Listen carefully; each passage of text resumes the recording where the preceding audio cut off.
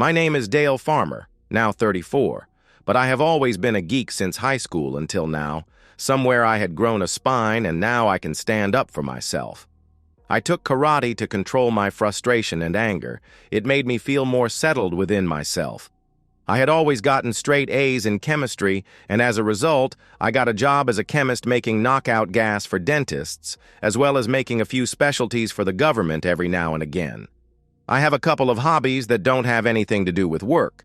They help me unplug and take a step back when I need to. I met a good-looking girl right out of high school. Her name is Shirley, and she seemed like a goddess to me then. But now she has that girl next door. Look, I loved her to pieces, I really did, until I stopped by to see my friend at the electronics store he runs. "Hey there, Jimmy. I'm helping the kid next door out with a school project. Ever since his old man cut out, we've struck up a friendship of sorts." Jimmy rolled his eyes and chuckled. "This isn't another volcano thing you guys are working on, is it? The last time I sold you stuff for that, I heard the gym about caught on fire." I acted offended. "When you make the mountain of Pompeii come to life, you never do anything below par on that." We both broke out laughing. "No, nothing like that. He wants to do an earthquake kind of thing. I know where you keep the stuff I need. But I think if we put some small cameras inside, he can show how it works below ground as well as on top. So show me what you got and I'll be right back." I picked out what I needed, and a few things I didn't, then headed back to the counter. "Okay, Jim, show me what you got." "We have the usual cameras and crap, but I want to show you this." It was like a small cone shape with a wire hanging out on the small end. It was half an inch long in total length. They run on those small hearing aid batteries, but the picture they take is out of this world for both sharp, clear pictures, and you can set it up for panoramic shots as well. But the best thing is, they can record the video for 72 hours before you need to change the battery. The wire out the back sends it to any monitor, TV screen, or computer with no problem. He could almost hear the gears turning inside my head. "Tell you what I'll do. I will throw in a 5-pack of the video pens we just got in. We haven't tried them out yet, so you'll be our test dummy. What do you think?" "You drive a hard bargain." I stuck out my hand. "You got a deal." He showed me how to activate the pen cams as well as the cone cams. He put it all in a box and I took off to make Brian's day. I got home a couple of hours before Shirley. I played with the cameras for a while, linking them to my computer like the instructions said, and then spent the next 30 minutes playing with the zoom and adjusting the lens to see how the video came out. "Okay, I'll come clean." I put one on the top of my dresser and then jumped up and down on the bed for a minute. Then I put the rest of the stuff on the end of the dresser until Brian and I could install them in his project. It was Thursday, and Brain and I could only do it Saturday afternoon. I left everything there and went downstairs to start dinner. Shirley came in an hour later. She didn't look too happy. "You cooked dinner, bless you." Then she gave me a peck on the cheek while I tended to the salmon on the stove. "I'll take a shower and be back down to help." Sounds like somebody had a bad day. "Can we talk about it after dinner?"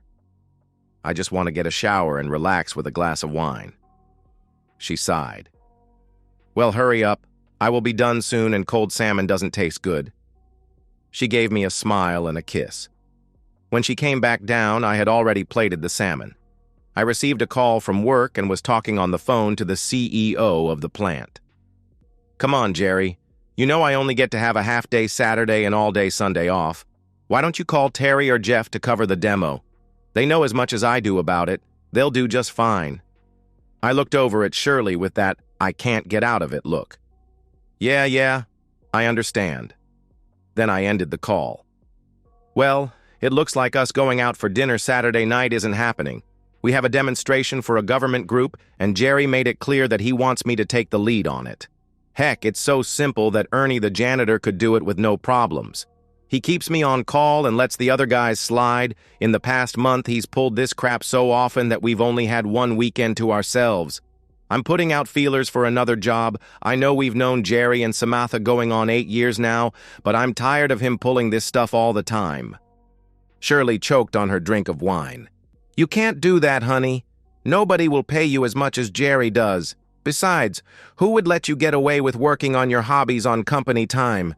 Dale, baby, let me call Samantha and see if she could get him to lighten up on you. Just don't do anything crazy until I talk to her, okay? I guess. But don't take too long or I'll just quit and walk out on him. I'm tired of getting the shaft all the time. Being so upset at the time, my mind didn't understand how she knew that I worked on some of my projects at work. The next morning, I wanted to call the guys up and tell them to finish up all the old projects because I wanted us to try something new. I came out of the shower and dried off. I picked up the house phone and got the shock of my life. You know how much I love being with you, but if you don't back off a bit, he will quit his job and walk out.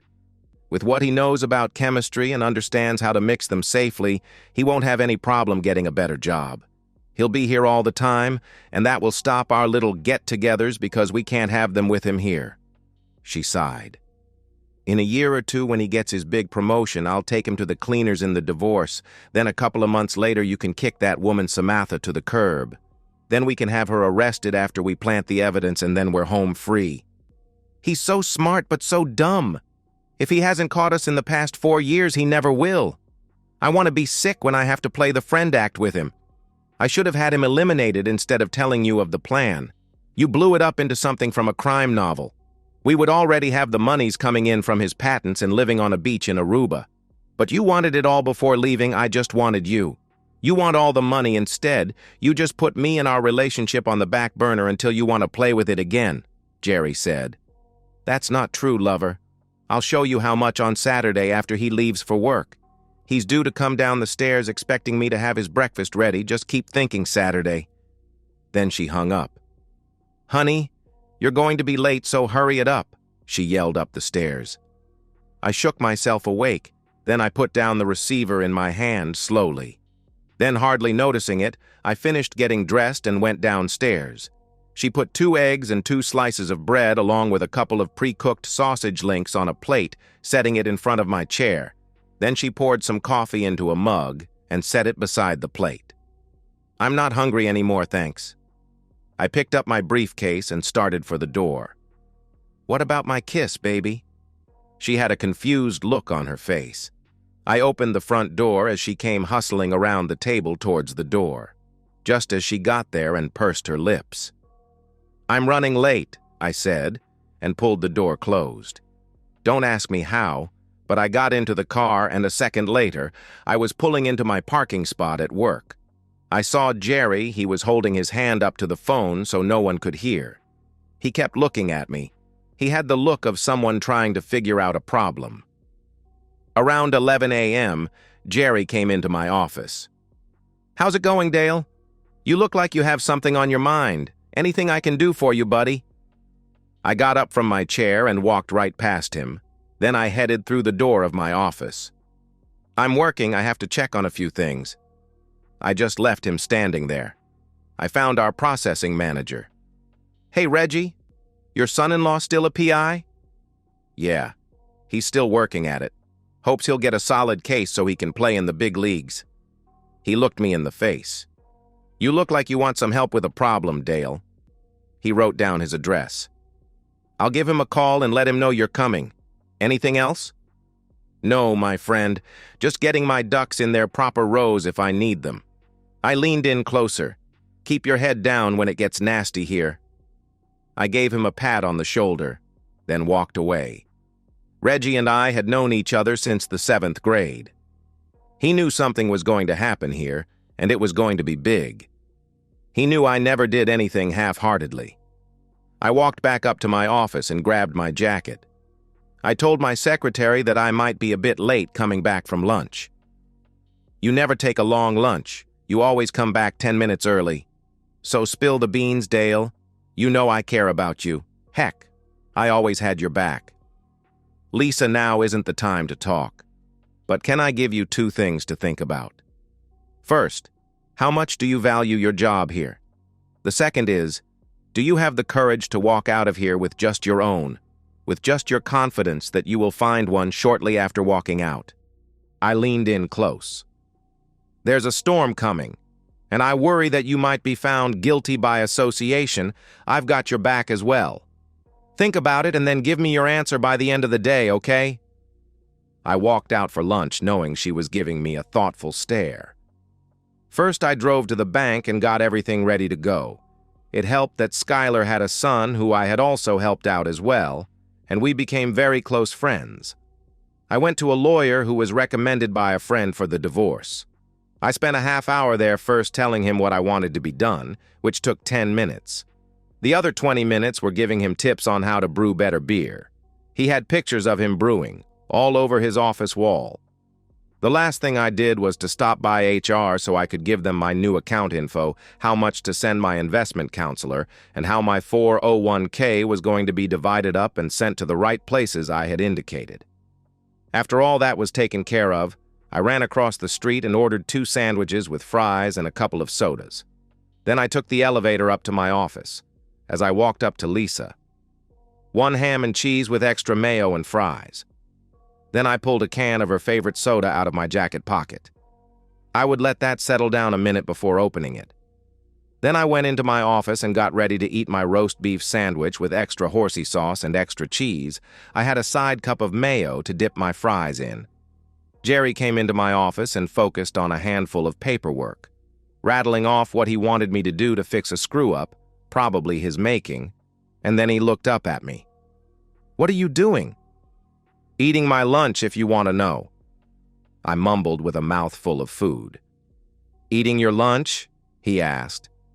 "Yes, it's the meal in between breakfast and dinner. I thought everybody had a leg up knowing that." "Well, it won't be the last time I was proven wrong." Then I took another bite. I saw Lisa walking toward the doorway of my office, then put her hand over her mouth, trying to stifle her laughing, and turned back to her desk.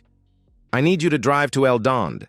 They have a chemical spill and the board wants our best man on the cleanup crew.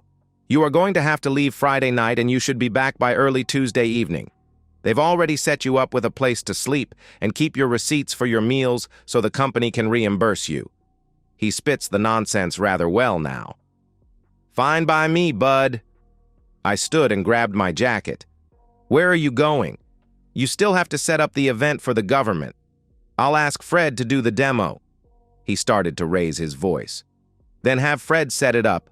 I have to get ready to take off." I wrapped up the other half of my sandwich. "Don't worry, he'll be fine. You'll be there with him, right?" Jerry's eyes narrowed enough that I could tell. "Chill out, old man. You should remember enough chemistry from freshman year in high school to do it and make it look good. Remember, if you can't befuddle them with brilliance, then baffle them with nonsense." I gave his back a few slaps like you would give a small child. "You got all you need to fertilize their brains." I walked out of the office and down the hall. When I passed Lisa at her desk, stuck my tongue out, then proceeded to walk out of the building. I got into my car laughing so hard I had to fight for breath. It wouldn't have looked good with me rolling in the parking lot doing it. After I pulled out of the lot, I stopped until I could get my laughing under control. After I took a few deep breaths, I pulled the ace out of my sleeve. I pulled up my contacts and found the number I needed, then pressed the call button. "Mrs. Adler? My name is Dale Farmer. Remember me? I saved your chiffon dress by getting that chocolate stain out at the Christmas party." "Why, yes, Dale. I remember you. I called you Mr. Science the rest of the night. Thank you again for that. I wore the same dress at our niece's wedding a month later, and it still looked excellent. So what can I do for you, my boy? Are you calling me to call your marker in while my husband is still at work?" Then she laughed that stunning laugh she had. I knew she was joking. Both she and her husband liked to banter back and forth like that. "Mrs. Adler, it's funny that you should mention your husband. I would like to take you both to dinner tonight, if that be all right." "Why, sure, that would be lovely," she said. "I will call Harrison now to let him know. Where should we meet you for dinner?" "I remember how much you both like seafood, shall we say, the Amulet Bay at 7. I crossed my fingers. "That would be perfect. I'll call Harrison and we'll meet you there," she replied. "I will be waiting for you both. Thank you for indulging me. See you then?" I smiled. "Thank you, dear boy, until then." Then she disconnected the call. They walked into the restaurant, and the waiter brought them to a secluded table in the back. I rose, kissed her hand, and then shook her husband's hand. "Dale, it's good to see you again. Still mixing it up in your lab?" Mr. Alder asked. "I can vouch for his mixes doing things Rudolph said couldn't be done," as she gave me a wink. "Excuse me, sir, but why are you calling it my lab? I don't understand." I was confused now. "You don't need to call me sir outside of the plant. It's Harrison from now on. You can also call this lovely lady Gabby." He leaned over so they could kiss. "And why should I not call it your lab? I signed the papers for your promotion a couple of years ago. I handed them to Jerry, our CEO, personally." He glanced at Gabby and then back at me. "I've got a bad feeling that you never knew that, did you?"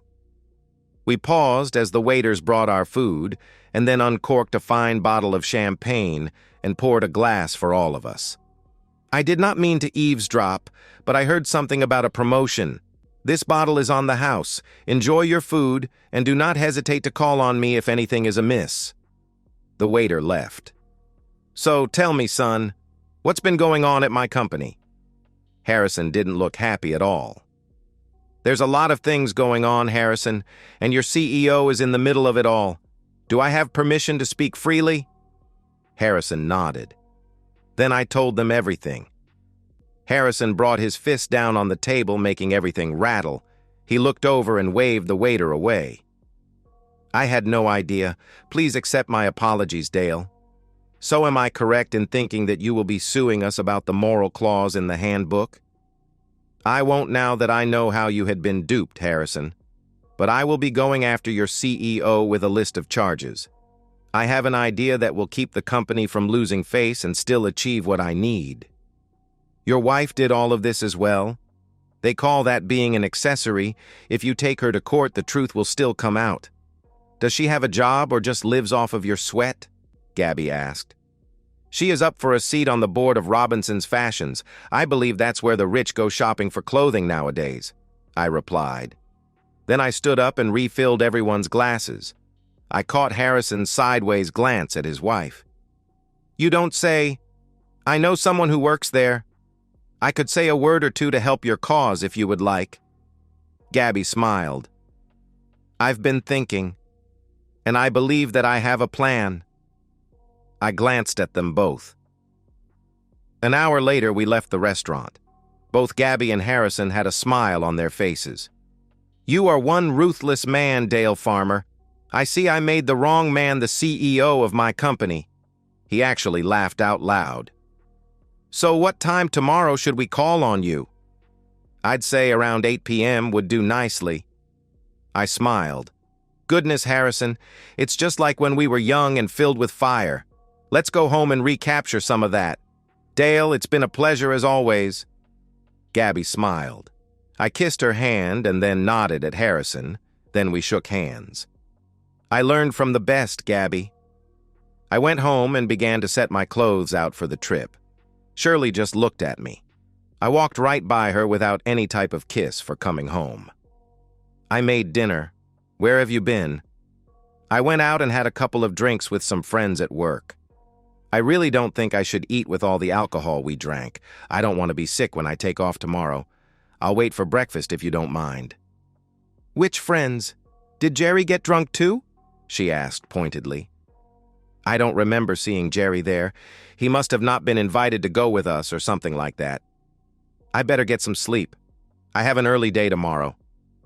I took off my clothes, slipped into some pajama pants, and laid down on the bed. Of course, when Shirley got done taking care of things, she came into the bedroom to find me sleeping. Not. She laid down and didn't try to spoon with me. All she did was turn away and start texting on her phone. I was up early to greet the morning. I had felt better than I had in years. So I went down to start the coffee. Shirley came down about a half hour later. "I'm glad you're up now. I have to get packing." I tried not to grin. "I poured some fresh coffee for you. It really looks like you could use some." Then I turned and went upstairs to pack. What I really did was put the cameras I had gotten earlier around the bedroom and the guest room.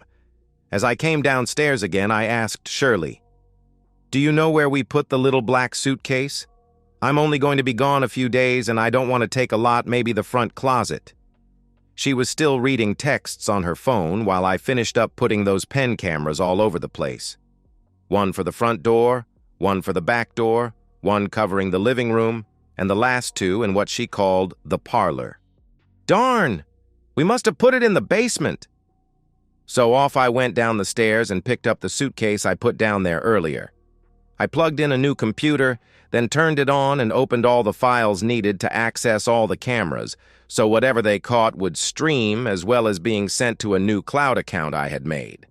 I double-checked everything and then hid the laptop between the floor and the ceiling.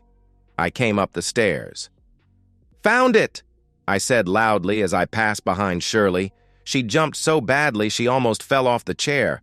Her phone went sliding across the floor. I put a bunch of dirty clothes in it as well as a couple of heavy blankets.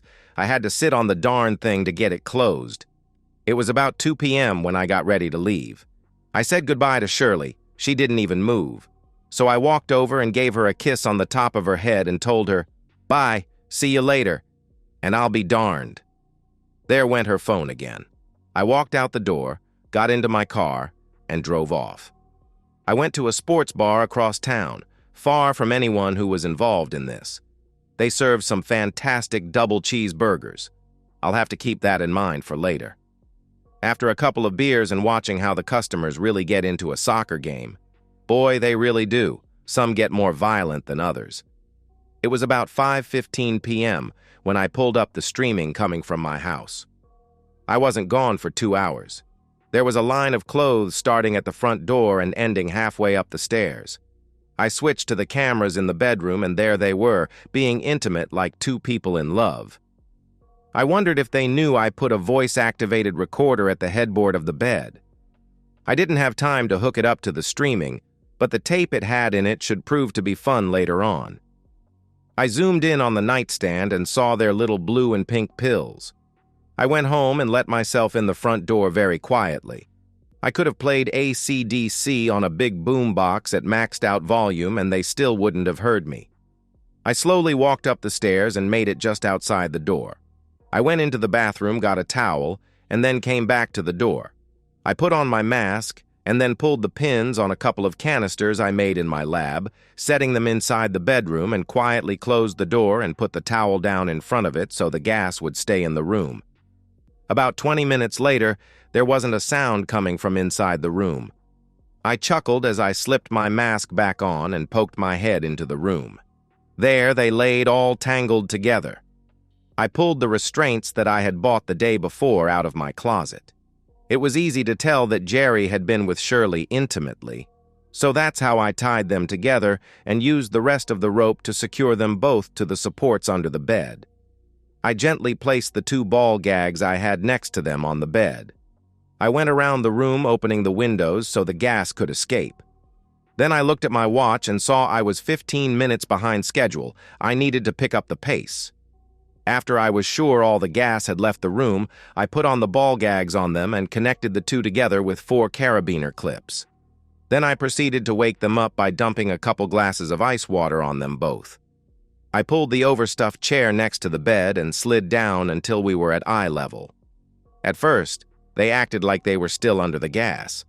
I had expected that as they tried to figure out what happened and how to get loose. I pulled the cattle prod up and placed it against Jerry's private area and then hit the switch for a moment. My, they were sure awake now. I sat back down in the chair so I could look at their faces. My, what do we have here?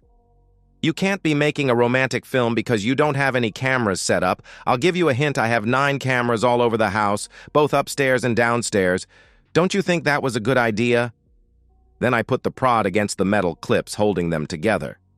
I counted to 3 before I shut it down. I asked you 2 a question. They tried nodding their heads. For 4 years you 2 have been cheating behind my back, so it's time I got some payback, don't you think? I walked to the foot of the bed and placed the cattle prod on Jerry's sensitive area. I held the switch all the way down as I counted to 5 out loud, and then I calmly said, "I don't see Shirley's sensitive area. I guess I have to use another target instead." And I slid it up her private area and pushed it all the way inside. There you go. I like this alternate target. The results should be electrifying. Wouldn't you agree? I heard her trying to scream around her gag as I slowly began to move it in and out. I let her scream for a few moments. Then stick that sensitive area of yours out into the open, or I'll just hit the switch right now. She knew what she had to do to save her private area, so she raised it up. I counted to 6 because she made me wait. I knew those marks on their sensitive areas would be carried for their lifetime. I'm feeling generous, so I'll put the cattle prod away. I wiped my prints off with Jerry's red silk boxers, laughing all the time. Then I slid it into her dresser drawer. Well, now that I can't use that, I'll just have to use another means of consequences for 2 dumb people who so enthusiastically upset a chemist and thought he'd never find out or deliver any consequences. I put on my thinking face. I know. Let's have a good old party with family and friends. I called Shirley's parents. I put it on speaker so she could hear the conversation. Her mother answered. "Hello, Dale. How's it going with you two?" "Not good, Mom. Shirley isn't feeling too good and I have to leave on a business trip. Could you and Dad go over and see how she's doing? She's not answering her phone and I'm worried." "Why, sure, honey. Dad and I were going to watch some TV, but we'll head over in about 10 minutes, and then we'll call you to let you know how she's getting along, okay?" "That would be great. Thank you, Mom. Just give me a call." I was grinning my head off. "One down. Who should be next?" "I've got it."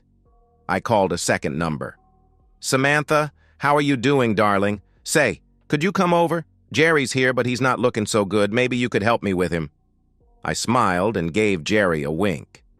"Okay, Dale. Just keep him there until I get there." She sounded concerned. "You don't deserve someone like her, Jerry. She's way too good for the likes of you. Time she found out." "Who's our next caller?" I patted Jerry on his head. "Well, Shirley has 2 coming over and you only have 1. I think it's time to even things up a bit." I hit another number. "Mr. Adler, how are you and your wife doing this evening?" "We're doing fine, Dale. What can I do for the head of my chemistry department?" Harrison asked. "Well, I know it's kinda late, but Jerry's over here and Samantha is on her way over, so Shirley and I thought you'd like to come over to the house and have a small cocktail party. Would you like to come over?" "I believe we could do that. It's been so long since the wife and I did anything like that. Count us in. We'll be on our way shortly," he said.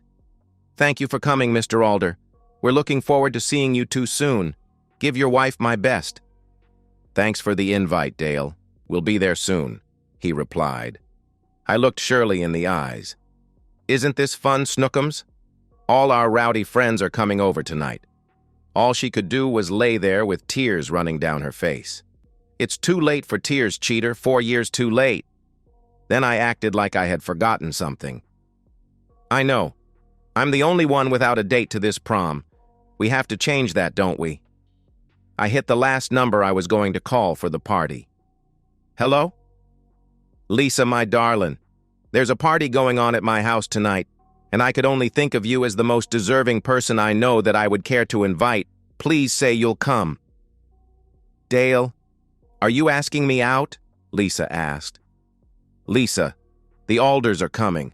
Both sets of our parents are coming. Even Jerry and Samantha will be here, but I'll only be happy if you were here with me. So what do you say?" "You're not drunk or pulling my leg, are you?" She sounded a little rushed. "I care for you too much to do that to you, honey. This isn't a joke. I'm asking." I sounded serious for the first time tonight. "To be honest, I got your address from HR today. I have time to come get you if you don't want to drive." "Dale, you can't have my address, I know. 1244 DeWalt Drive, I told you I did." I sighed. "That's my old address." She chuckled. "I live at 342 Belmont Lane." I perked up. "Belmont Lane? That only 7 blocks from here?" "I know. I've had your address for the past 6 years. I am your secretary, you know." Then she laughed. "I'll be knocking on your door in 15 minutes. Then the call cut off. "Okay, you two, don't go anywhere. I have to whip up some snacks real quick like." Then I remembered the new deli 3 blocks away. I found the number and gave them a call. Lisa beat them by 5 minutes. "I thought you said 15 minutes?" You want me to go back home and then come back? She giggled. Let me show you what I've wanted for a couple of years now. I took her into my arms and gave her the most passionate kiss that I had ever given to anyone. Is there more where that came from? Her breathing had gotten a little heavier. You'll find out soon enough, sweetness. Then I kissed her again. What about your wife? I don't think she'll stand still for this, Lisa asked. I broke out laughing for a minute. Well, let's go ask my soon-to-be ex-wife, but I have to get something from the basement first. I ran down and retrieved the laptop and set it on the kitchen table. Now let's go ask her.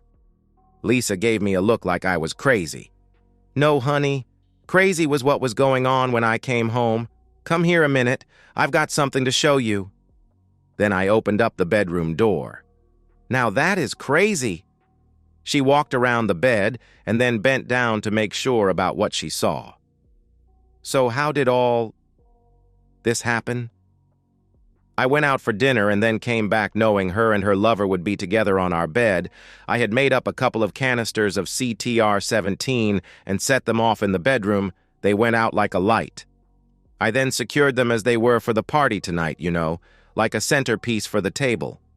Others will be stopping by soon, and I wanted to show off the centerpiece of their infidelity so the others can enjoy it as well. Lisa walked around to Shirley's face. You are one stupid woman.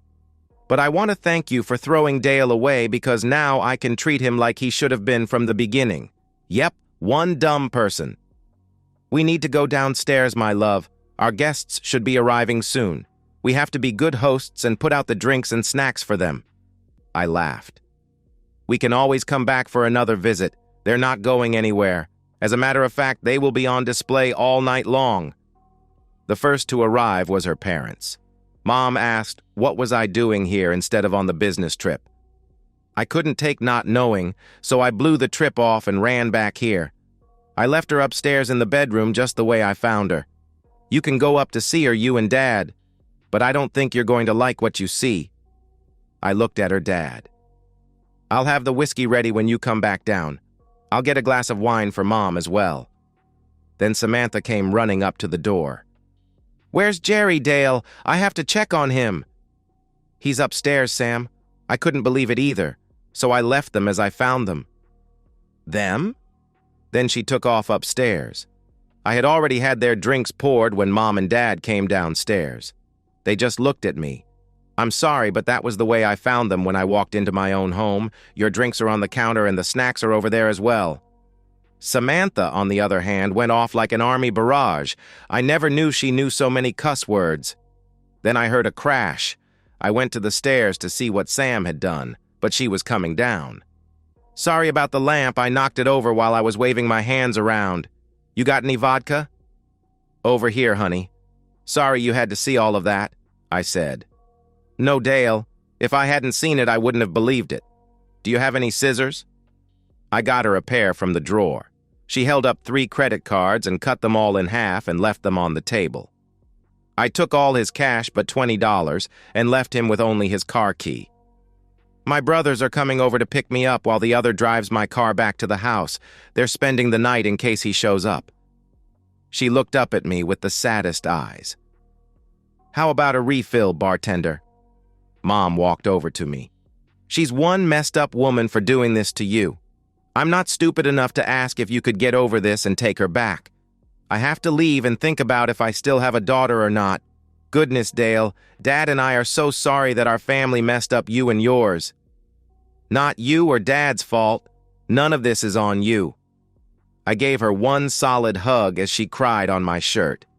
Shirley's parents left right after Sam's brothers came by to pick her up. My mom and Dad came next. They went upstairs. Mom came back down after a few minutes and I gave her a glass of wine. I heard a loud sound and went up to see what was going on. Dad walked out of the bedroom massaging his right hand. I just smacked him a little and the punk passed out on me. I'm going down to see your mother. I walked in and took a look. The whole right side of Jerry's face was already turning black. He was out cold. Then a sour smell got my attention. Urine? They were both covered with it. I went back down and poured a glass of bourbon for my father.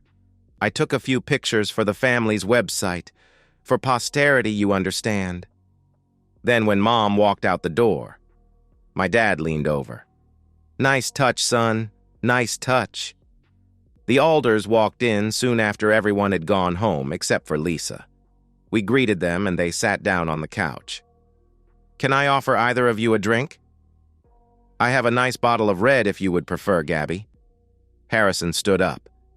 "I think we will wait until after all business has been settled." Gabby nodded in agreement. "So, Dale, would you like for us to meet your other guests?" Giving me a slightly evil smile. "I would be happy to, Harrison." I couldn't help but let out a small chuckle. "If you both would follow me, I would be happy to introduce the two of you." I led them upstairs to the master bedroom. "Will you look at that, my dear? It seems that I have hired the only CEO in the world who makes house calls." It was obvious that Harrison was planning to enjoy himself with everything going on. I left and got another chair so Harrison could sit next to his wife. "Why, thank you, Dale. You're a gracious host indeed," as he sat down. "Shall we get down to business? Something smells rather unpleasant in here at the moment." "Yes, dear, that would be nice. I do smell a touch of the sewer in here, now that you mention it," Gabby replied politely. Harrison pulled a short stack of papers from his jacket pocket. "Let us begin." He cleared his throat before he began. "Jerry Mathers, the company has evidence of your embezzlement and misappropriation of funds, which you withheld information from one Dale farmer for 2 years. You had it routed to an offshore bank account. Said account has been frozen, and the money is on its way back to the USA. You also withheld the promotion information from Mr. Farmer while you stole it from him. The board of the company sees that as theft and embezzlement from not only Mr. Farmer, but the company as well. Both sets of charges have been filed in both federal and civil courts. The board sees this as grounds for termination. As I imagine, you're curious as to federal agents stepping in. The FBI has reviewed your offshore banking and found you had broken several laws, including defrauding the bank, as well as wire fraud, and a couple of other charges that they are looking into. Very bad form indeed, Jerry. But I also need to inform you that in the process of helping Mr. Dale Farmer regain his status, you denied him. The board has also filed a civil action against you as well on his behalf. I have one more item of information that I shall leave you with. The so-called golden parachute has been withdrawn by the board and is to be given to a... Sorry, I had the paper right here. Ah, here it is. It will be given to your replacement, Mr. Dale Farmer. The board and I are very disappointed in you and your management skills, so don't look for a letter of recommendation. There is a final piece of business we need to attend to. He waved his hand to his wife. Gabby, the floor is yours. I turned my head to look at Gabby, confused.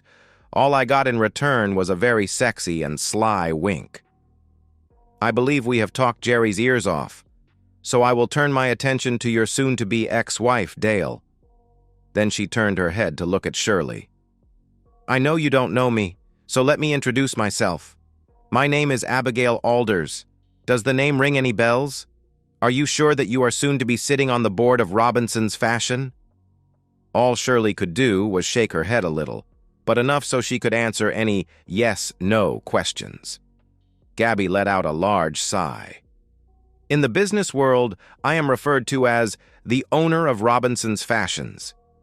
Is it clear enough now? I thought Shirley's eyes were going to fall out of her head. Even I had no idea. After hearing of your trysts with Jerry here, I had my people look through every dealings you had with my company. They're a very thorough group of people. That's why I hired them. I'll bet you thought you were being sly, didn't you? It did take a while, but they found your 0.25% that you'd set up to make it look like an ordinary tax and attached it to every purchase after you were made manager of your first department with my company so very long ago. My people have found 2 overseas accounts, one in your maiden name and one in your twin sister's name who died 19 years ago. But you made 2 fatal mistakes. You see, I started Robinson's Fashions on my own.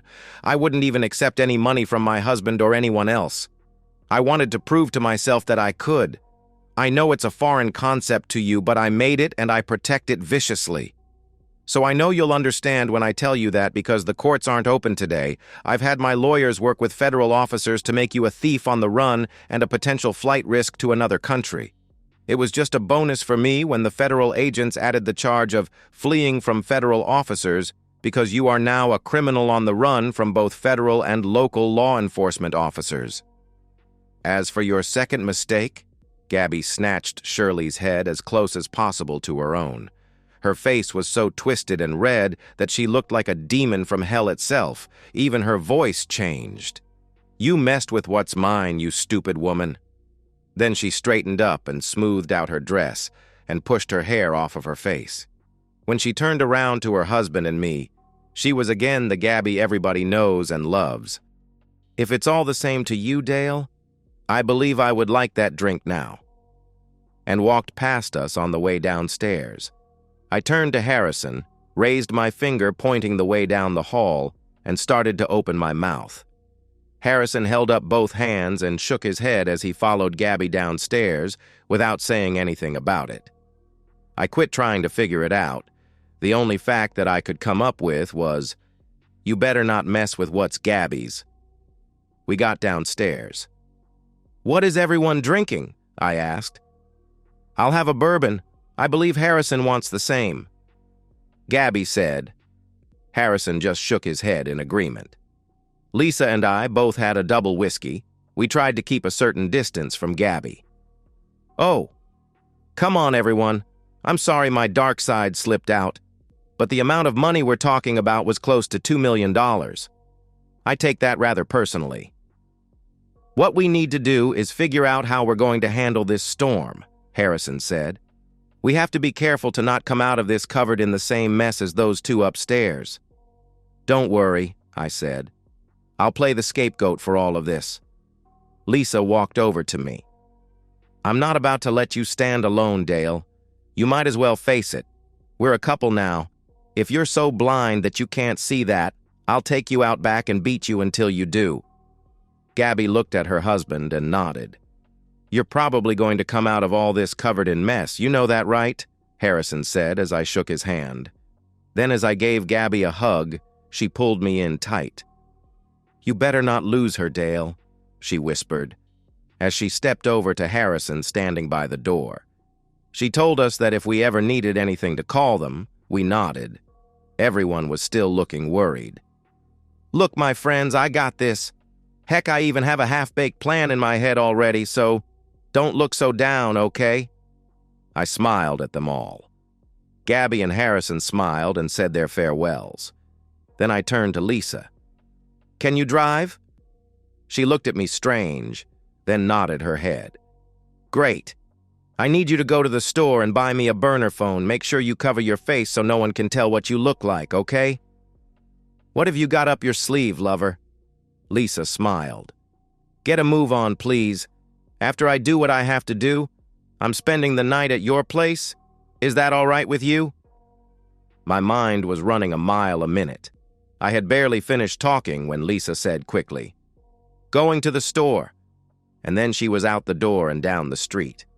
I stood still for a minute, making sure I was ready to do what needed to be done. I went upstairs and walked into the bedroom. I went into the closet and found the heavy suitcases we use when traveling. I called it the Timex collection. You know, takes a licking and keeps on ticking. I swung it up in a high arch, brought it down on top of the two of them, rather hard, I might add. I lifted it up. Could you hold this for a minute? And then dropped it back down on them. I packed some clothes and a few toiletries, then took a pair of khaki lightweight pants and a pullover shirt, crumpled them up, and tossed them in as well. Then I dragged it off of them and set it down on the floor. I went back into my closet and traded my leather shoes for a comfortable pair of deck shoes. Darn, I need some underwear and a couple of t-shirts. I took the suitcase back over to the bed again, then I swung it up and back on top of them again. Look, just hold this for a minute. I forgot underwear and a few t-shirts. I dropped it back down on them and loaded what I needed. I lifted it back up and slapped Shirley's head to get her attention. "Hey, did you do a load of whites? I can't find my socks." I was rather enjoying this, I must say. "Oh, that's right. I rearranged my dresser drawers and put them in the second." Down dropped the suitcase again. When I had everything packed, I slammed the suitcase lid down. Then I remembered how much pain they caused me. I got up on the bed and then sat down on the suitcase to close it up. Okay, I may have bounced up and down a time or two. Then I dragged it off them and noticed some nice new bruises were starting to show. Okay, it looks like I have everything I need packed up. I reached down and pinched her cheek like Grandma used to do. "All right, you two play nice, and if you've been good, I'll bring you both back some new orange jumpsuits. You'll love them so much that that's all you will want to wear all the time." I got downstairs and made myself a drink. Lisa returned a few minutes later. I asked her, "Are you ready? It's just about showtime." Lisa just nodded her head. I activated the new phone, putting all the evidence back in the bag. Then I called every news channel and newspaper in town, letting them know there was a federal fugitive who was being arrested at 6724 Downey Street. They were holed up in a private residence at that address. Then I called the local FBI office and police on my phone and told them that the two fugitives they were looking for were in my house and that I came home to find them in the bedroom. I tried to do something, but the man attacked me suddenly and forced me out of the door and locked it. I told them my keys were inside because when I get home, I always put them in the dish by the door. A few college friends that I knew were walking down the street. I pulled a muscle or stretched a tendon in my groin, and they came over to help. They told me they found the back door open and went upstairs to confront them. They came downstairs and told me they had subdued them with some stuff that was lying around the room. "Are they still on the premises, sir?" the officer asked me. "I believe so, officer. I kept hearing loud sounds, but everything is quiet up there now." I replied, "We have units in the area close to that address, and we'll be sending some support units to assist them." "Where are you now, sir? You're not being threatened or in harm's way, are you?" he asked. "No, sir. I'm laying on the couch and a friend from work is with me. I can hardly move with my bum leg." I replied I laid down on the couch, then had Lisa grab the baseball bat in the closet, and then we sat down and waited to see who would get there first. They came in this order: the police, then the news crews, leaving the feds for last, which we thought was funny, as the federal offices were the closest of them all. "So you are Mr. Dale Farmer, and you are ma'am." He dropped into a chair. "My name is Lisa Boyd. I came over to see how he was doing after his trip. I arrived to see a man push him down onto the concrete porch, then pick him up and force him out into the front yard. When I got to him, he could barely walk." "I see," said the officer. Then he looked at me. "You told the desk sergeant some college friends came by to help you?" "Sometimes I help students out with their class projects, like my neighbor's child," I told the officer. "Okay. Can you give me their names?" the officer asked as he wrote down some notes. "I'm afraid I can't. You see, they told me to keep their names out of this as they're getting ready to graduate. 2 are going for their masters while the other 4 already have jobs lined up, and they don't want anything to jeopardize their future. I told them I would respect their wishes, sorry."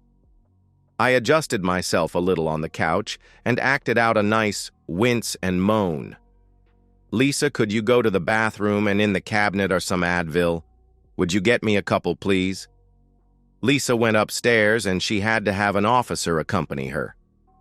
"I'll just take the bottle downstairs so I won't have to bother all of you again. Would that be all right?"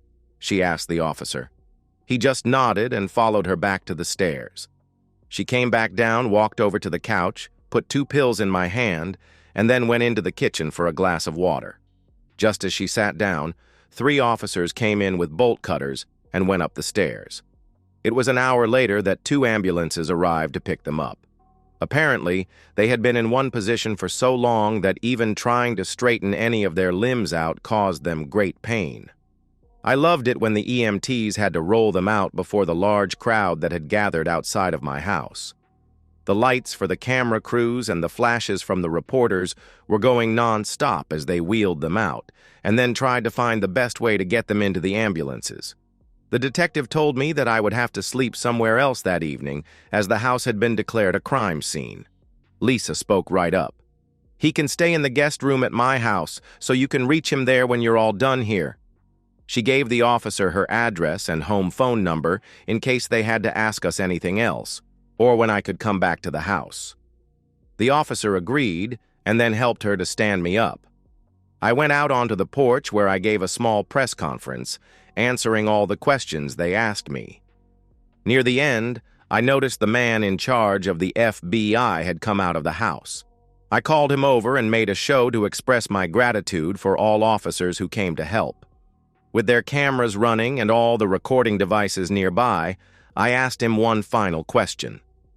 "Agent Copeland, with everything that has happened, her being my wife and him being my boss, plus they were subdued in my home, and I was the one who called all the law enforcement officers represented here. Do I still get the $10,000 reward offered on the TV news that said you were offering for their capture?" Harrison waited a week before announcing my promotion to make it look good. Both Shirley and Jerry were served divorce papers while awaiting their trials. There wasn't any problem with them going through. I had asked to speak to her one final time, but she told the guards a firm no when they told her I was there. A year later, my wife Lisa and I welcomed our son, Dale Harrison Farmer, into the world. I sent a picture of all of us to Shirley. They told me she went into fits of anger and then attacked the guard who gave it to her. While she was in solitary, she burned both my letter as well as the picture. P.S. I did get the reward, so I took the family on a little vacation. And so, we've reached the end of today's story. Was it what you expected, or did it take a twist you didn't see coming? I'm curious to hear your thoughts. Share them in the comments below, and let's get a conversation going. If this story kept you hooked, make sure to hit that like button. And if you're new here or just haven't subscribed yet, now's the perfect time to join our community. I bring you fresh, captivating stories every day, so click that subscribe button and turn on notifications so you never miss out. Thanks for watching, and I'll see you in the next one.